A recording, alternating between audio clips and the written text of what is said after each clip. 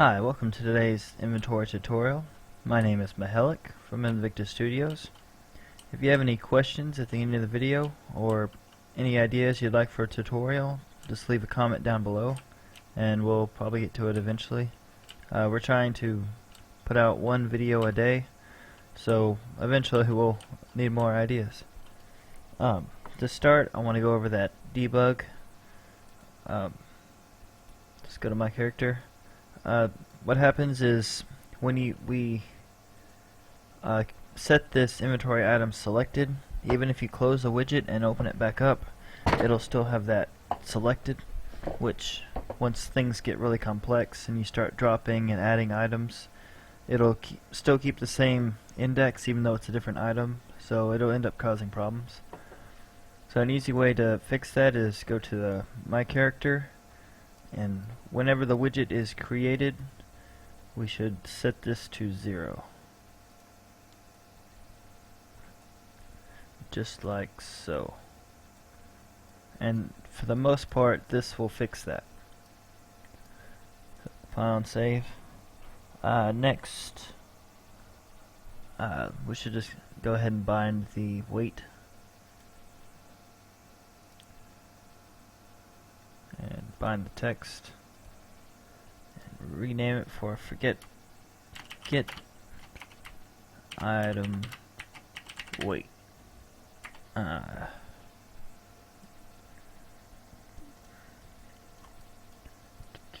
So we need to get my character, get inventory. Wait, let's see. Alright, I still have that copied from last time. If not, you can just go to one of these other functions and copy it, because it's going to be almost the same. We need to, let's see. Alright, we need to get the weight, and what you can do is build a string.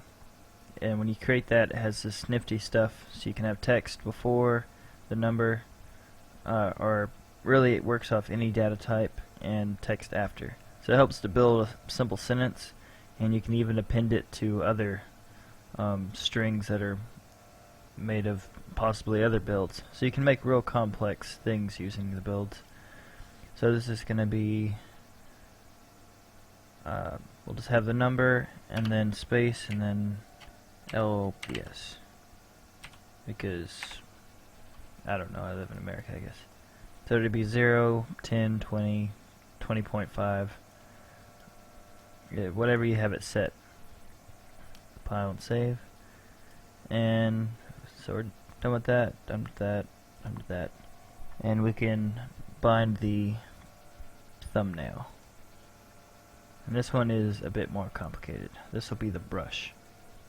So create a binding. For the most part, a lot of this will be the same.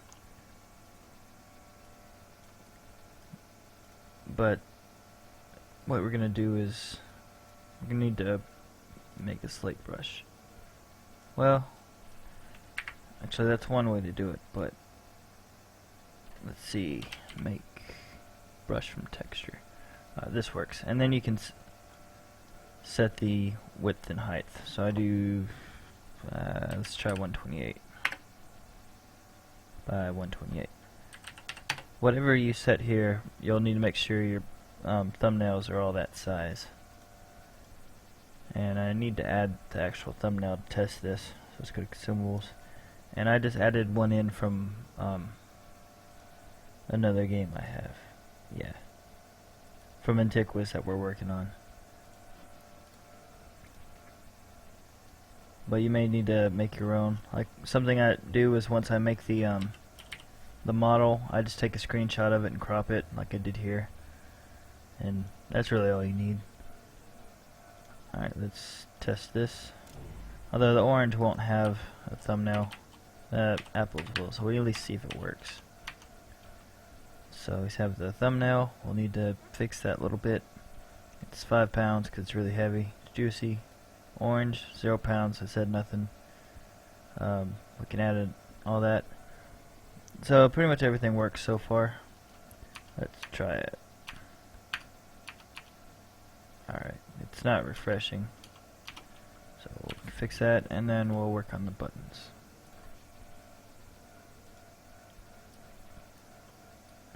So whenever this is press, I see. This should be -1. My mistake.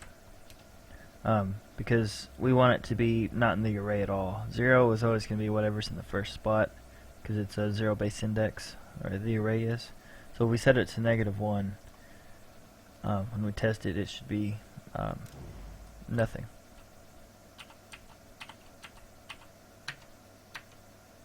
Right. See, nothing. We can fix this to put a branch in there so it says absolutely nothing.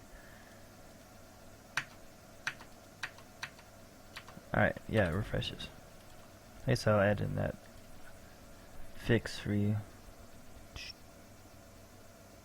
Widget. Get brush. Oh, I forgot to rename it.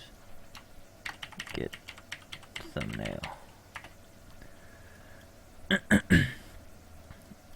Alright, to make this... Wait, nope, that's not it. The weight.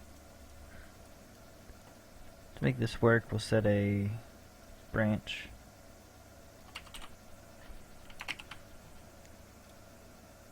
The condition needs to be if the index is 0. So, if it's -1. So get int, or what was it? Variables. I don't remember. That was, there it is. Inventory item selected. If this equals, well, -1.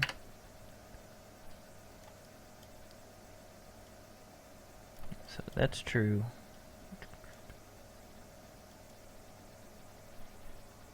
Create a variable called temp text, and it's going to be a string, because if it's true, it's going to set this to blank. If it's false, it's going to set it to this, and then this is going to pull whatever it is. So pop that there.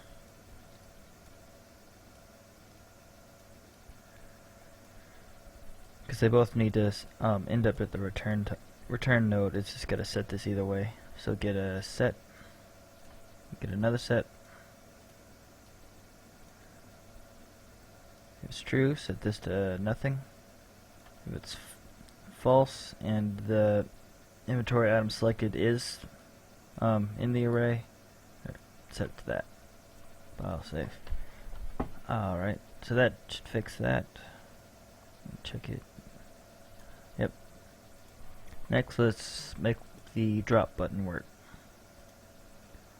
Add an onClicked event.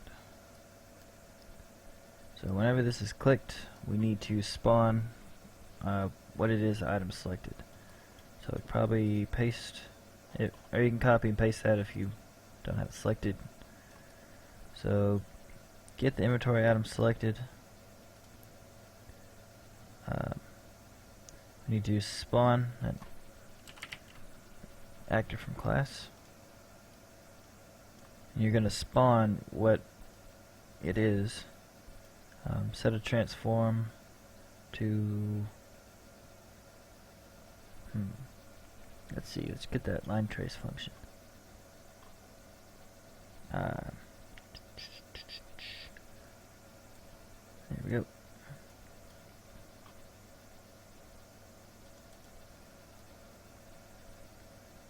Alright, when this should...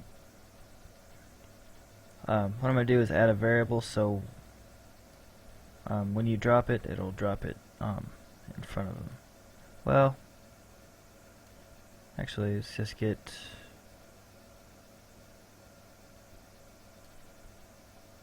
location forward vector.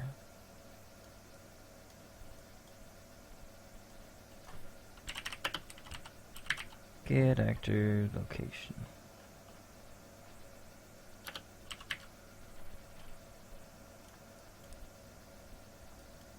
Okay.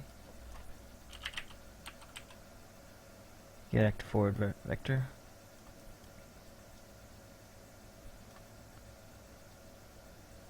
and multiply this.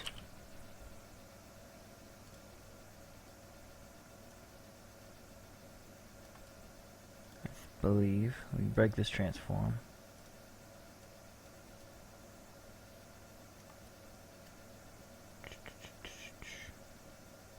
I think that might work. I'm not sure. My mind's a little foggy at this moment. If this doesn't work, I'll fix it in the next video. Basically, I'm trying to get this to drop it right in front of the player.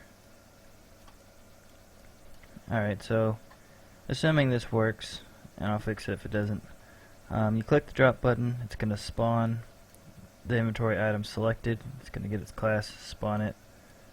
So then we need to remove it out of the inventory.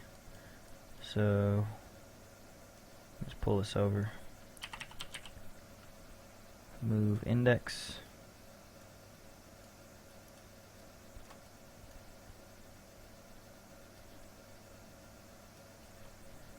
So it'll just delete that whole index and everything will come down a number. And then I guess remove the widget.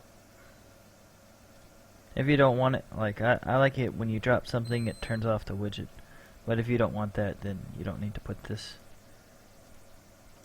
File save, let's test it just because I'm curious where it's going to end up spawning.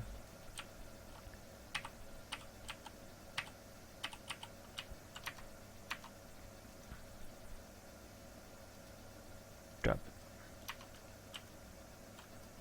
Okay, yeah, I had to fix this and see what I have in my other folder.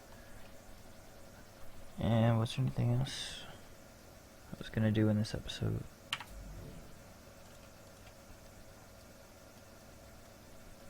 I'm not sure. In the next video, I will fix this, and you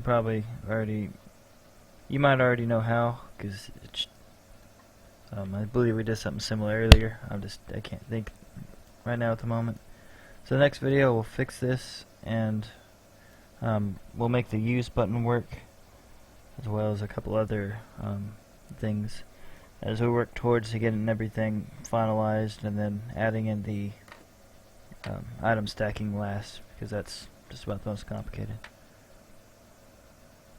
If you like the video, leave a like, maybe subscribe if you like to get all our videos we add each day. So have a good day.